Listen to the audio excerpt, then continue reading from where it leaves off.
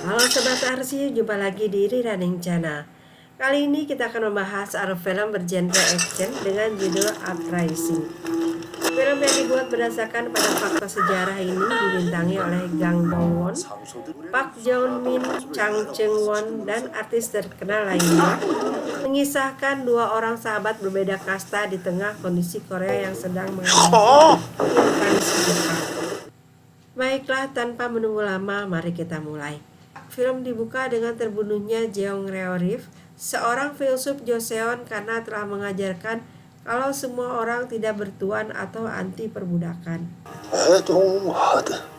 Saat itu Joseon tengah dipimpin oleh seorang raja yang sangat unik, hingga dia tidak bisa membedakan antara hak asasi manusia dengan tatanan pemerintahan.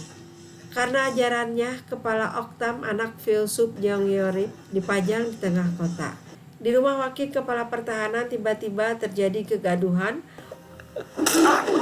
oleh pengumuman tertangkapnya seorang budak karena telah mencuri pedang tuannya yang didapat dari raja. Scene kembali ke masa lalu. 팔려간 건 맞지만 이놈은 그 전부터 지 애미 뱃속에 있었더랬습니다. Mereka dari keluarga merdeka yang terpaksa jadi budak setelah istrinya yang saat itu tengah hamil tidak mampu membayar hutang. Sebagai ganti dia harus jadi budak berikut anak yang ada di kandungannya. Karena yang dihadapi seorang wakil menteri pertahanan, maka si ayah kalah. Menurut catatan, mereka keluarga militer terbaik di Joseon dan memiliki 100 orang budak dengan tugasnya masing-masing. Hari itu putra satu-satunya sang wakil menteri pertahanan sedang berlatih. Bila dia melakukan kesalahan, maka ayahnya akan memukul kaki seorang budak yang sudah dipersiapkan. Karena sering mendapatkan pukulan, akhirnya si pemuda tewas. Pada saat itulah ada anak laki yang entah siapa namanya masuk di bawah pengawal wakil menteri untuk dijadikan korban berikutnya.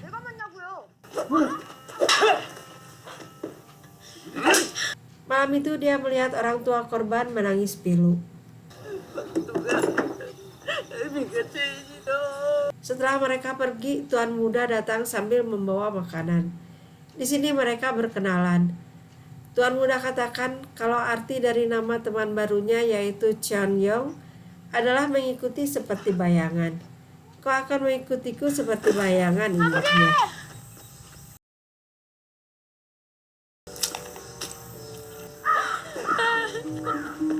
Muak dengan siksaan yang didapat hanya karena kesalahan tuan muda, akhirnya Cheon putuskan untuk melatihnya di malam hari.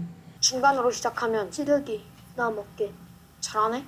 Kejadian ini diketahui wakil menteri. Melihat ada kemajuan pada putranya, maka diputuskan kalau Cheon yang jadi teman berlatih, artinya dia tidak akan dipukul lagi. Mendengar itu, baik Cheon maupun tuan muda dengan senang hati mematahkan semua kayu yang tadinya akan digunakan untuk mencambuk. Waktu terus berlalu, kini mereka sudah beranjak dewasa dan tetap bersahabat. Suatu hari tuan muda mengikuti ujian bela diri, tapi sayang dia gagal. Hal ini membuat ayahnya murka. Di sini Cheon mengajukan diri maju atas nama tuan muda dan berjanji akan memenangkan pertandingan dengan syarat dia dimerdekakan. 괜찮으시겠다. 약조만 주십시오. 반드시 장원급제하여 이종렬. Benar saja dia berhasil memenangkan pertandingan. Dengan bangga hati wakil menteri merayakannya.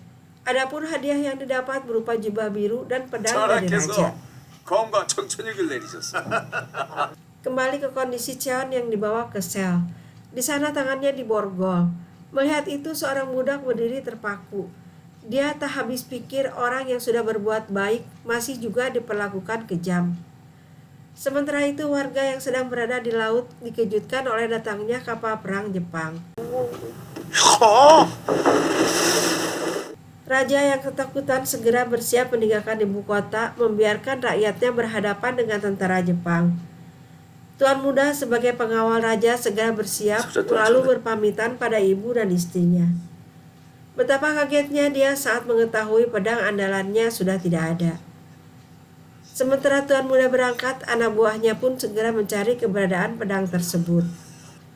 Seperti biasa, dengan sesuka hati para pengawal akan menuduh siapapun yang mereka curigai. Kalau disangkal dengan leluasa, mereka akan melakukan penyiksaan.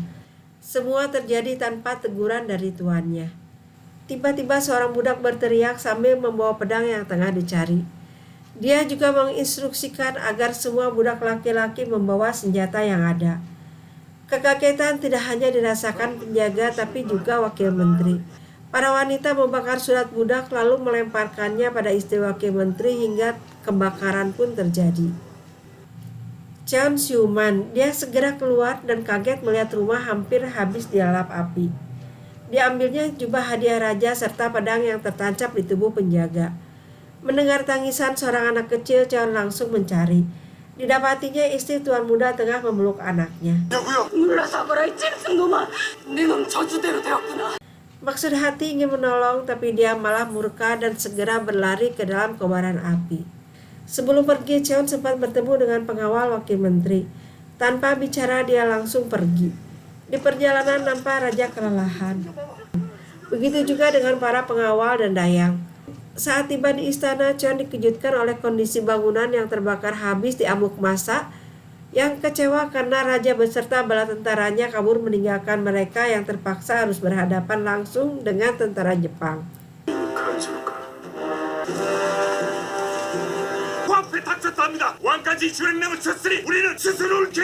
Di antara pejabat kerajaan ada yang tidak ikut pergi. Dialah yang membawa Cheon ke hadapan rakyat yang sedang mempersiapkan diri untuk perang dengan senjata seadanya.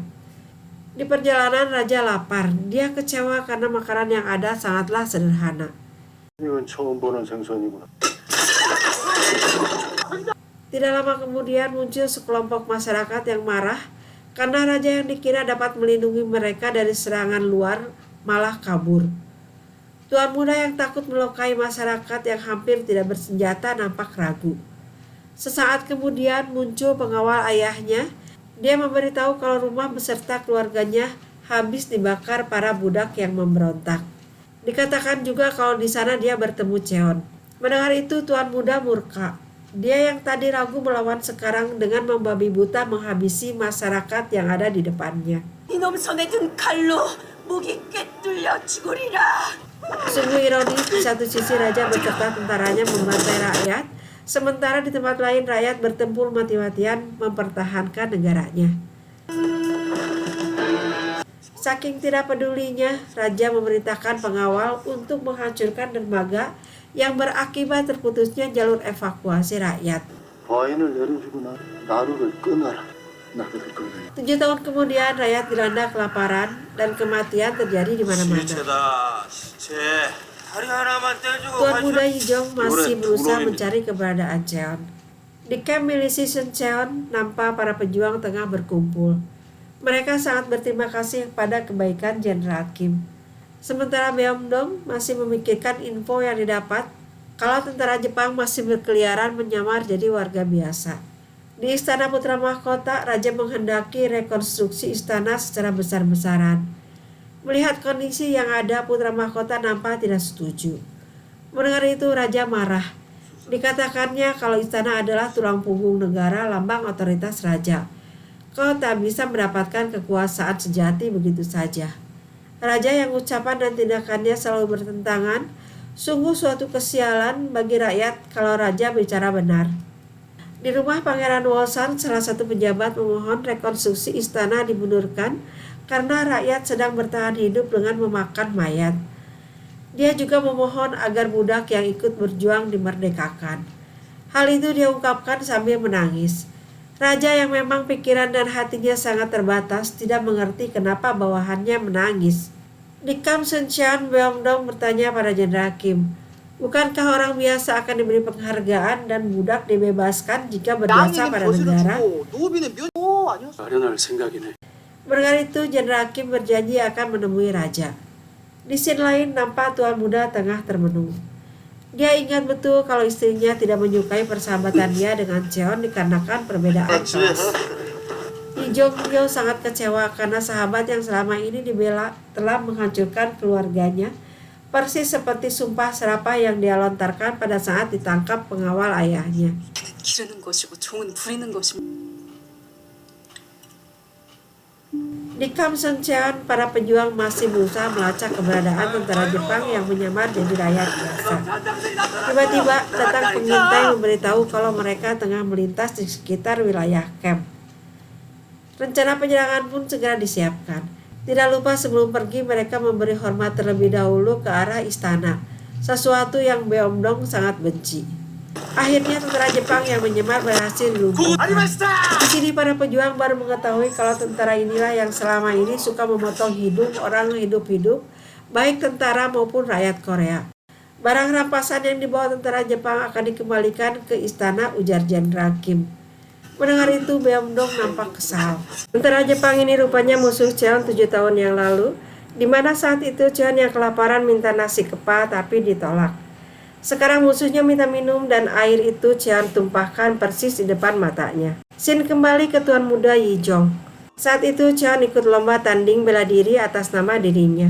Sebelum berangkat, Tuan Muda melilitkan kain merah untuk menutup luka di tangan Cheon. Hal yang sama dilakukan Cheon pada Yijong. Pertandingan dimenangkan oleh Cheon.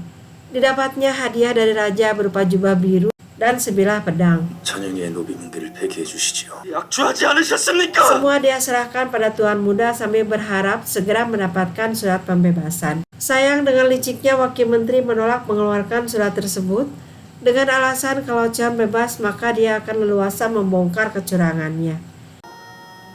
길단할 재미를 마쳤습니다. Kini dia sudah memerintahkan Kwang Yi pengawalnya untuk mencegah Cheon pergi.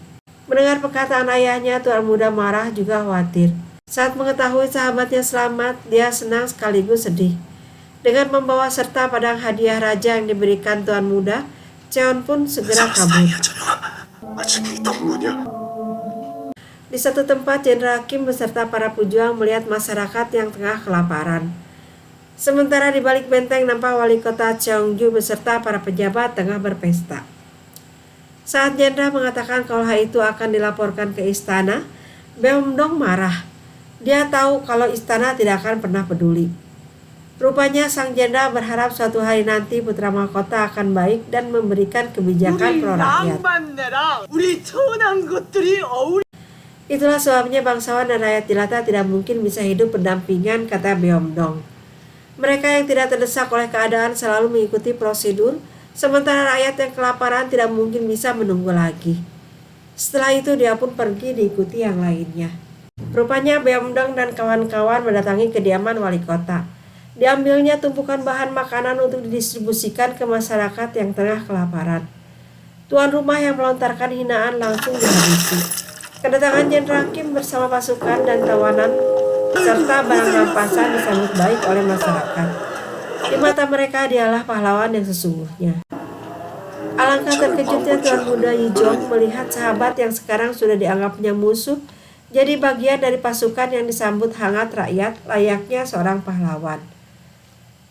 Saat itu datang sebuah surat yang menginformasikan kalau salah satu pengikut Jenderal Kim telah membunuh wali kota. Sampai di pintu gerbang, penjaga minta agar Jenderal Kim masuk secara terpisah tanpa Cheon bersamanya. Sebelum pergi, dia sempat berkata, "Jika aku ayahmu, kuberi kau nama langit bersinar." Mendengar itu, Cheon hanya terdiam. Sementara itu, Cheon dan kawan-kawan dijanjikan akan dijamu. Tentu saja dengan senang hati mereka langsung mengikuti para penjaga. 자령이 직접 충조 목사를 죽인 건 아니지 않느냐? 자령을. Setelah masuk istana, Jenderal Kim malah ditangkap. Begitu juga dengan Cheon dan pasukannya. Mereka tiba-tiba disergap sekelompok tentara yang dipimpin oleh Kwang Yi hingga pertarungan pun terjadi. Untung saja di sini Cheon berhasil lolos. Di dalam, Jenderal Kim ditanya oleh raja mengapa diam saja. 역시 불이 나는데 왕의 덕은 다 무너졌소이까? Karena tubuhku terbakar tanpa asap oleh kebijakanmu yang lenyap bersama istana yang terbakar, ujarnya. Lalu raja yang cerdas ini mengambil kesimpulan istana harus segera direkonstruksi agar kebijakan raja hidup kembali, begitu katanya. Percakapan diakhiri dengan hukuman penggal, kemudian kepala Jenderal Kim dipajang di depan umum. Di tempat lain, Cheon mendatangi rumah Tuan Muda. Dikatakannya bajingan di tempat hiburan pun memberi imbalan pada si penangkap maling. Ini malah memfitnah lalu membunuh kami. Sama seperti ayahmu. 생집 개새끼도. Anjing yang menggigit tuannya harus mati, ujar tuan muda. Daripada berteman dengan budak, lebih baik memelihara anjing saja, katanya. Mendengar itu, Cheon katakan, ternyata kau sama saja dengan istrimu. Setelah melumpuhkan tuan muda, Cheon sempat menghabisi Kwang Yi yang datang menyusul. Setelah itu dia pergi ke tempat di mana kepala Jenderal Kim dan pejuang tergantung. Di istana, Raja murka akibat mengikuti saran Panglima Yijong agar mengeksekusi Jenderal Kim. Kini kerusuhan semakin menjadi. Selesai dengan Raja, Yijong keluar melewati sel tempat tahanan Panglima Jepang. Sejenak dia berhenti seperti tengah memikirkan sesuatu. Keesokan harinya, Tuan Muda Yijong menyerahkan barang antik pada Raja sebagai persembahan dari tentara Jepang yang kalah, katanya. Barang tersebut ditemukan pasukan Jepang yang kini tengah ditahan di satu tempat. Raja sangat tertarik dan membayangkan andai saja ditemukan barang antik lainnya, maka dia bisa dijual dan uangnya untuk merekonstruksi istana. Merasa rencananya akan berhasil, Ji-yong segera menemui Panglima Perang Jepang. Dia berjanji akan mengeluarkan mereka asal membantu menangkap Cheon yang kerap dipanggil si Dewa Pedang Berjiwa Biru oleh para tentara Jepang. Setelah sepakat, Ji-yong segera menemui Raja dan memberi usul agar tahanan Jepang tersebut dijadikan pasukan pencari harta karun di bawah komandonya.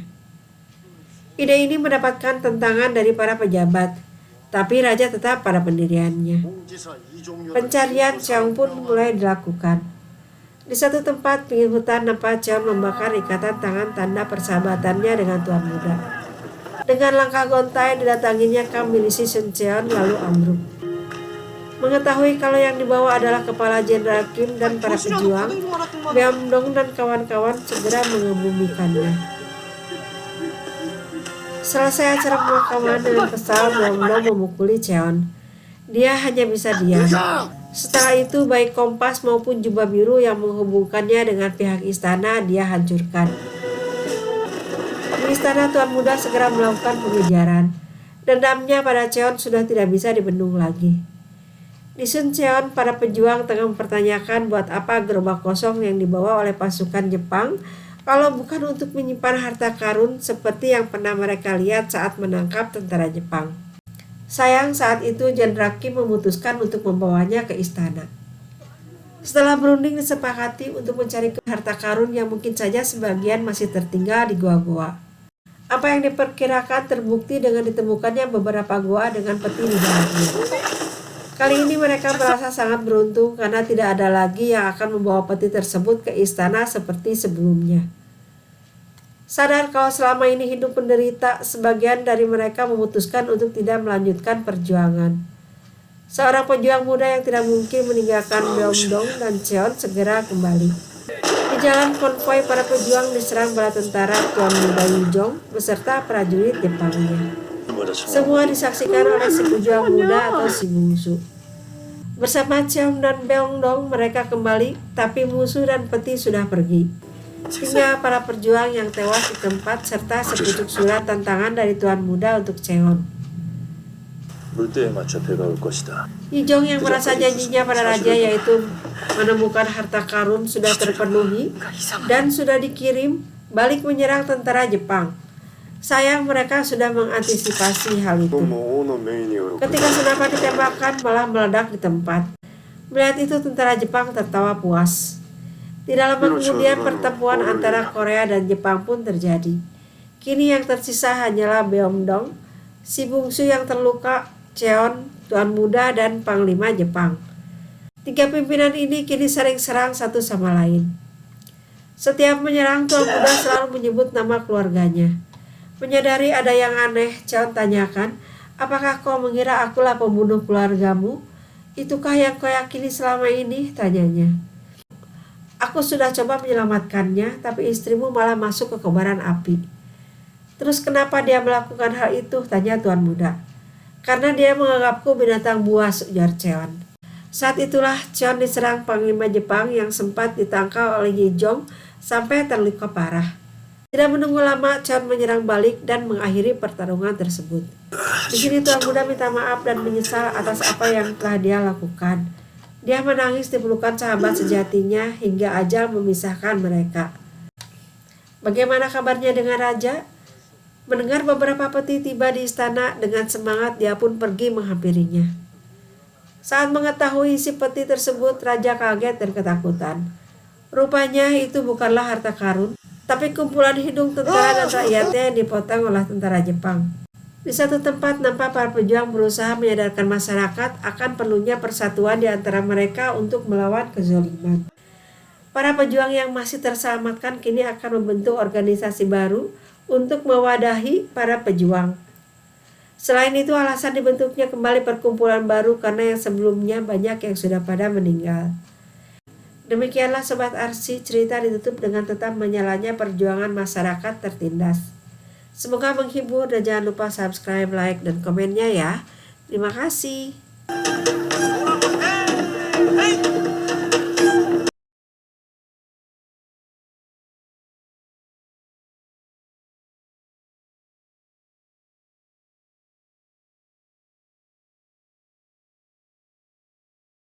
저런 말이요. 화이팅!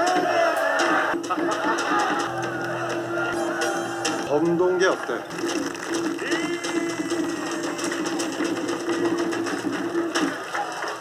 백성 등골지! 이 사납고 힘센 짐승 예뻐먹어라! 본디 짐승이란 말이 중생에서 나왔겠다. 중생이 곧 짐승이니 그 사나운 힘을 두려워함이 옳지 않은가?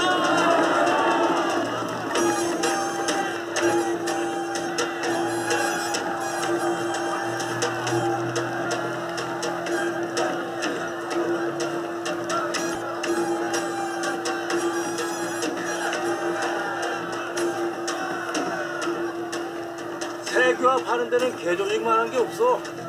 대동계가 망해버렸을 때 이제 딴 이름을 써야 쓰던데.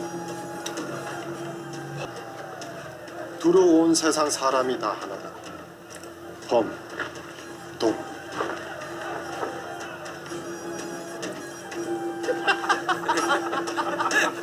진짜 좋은데요?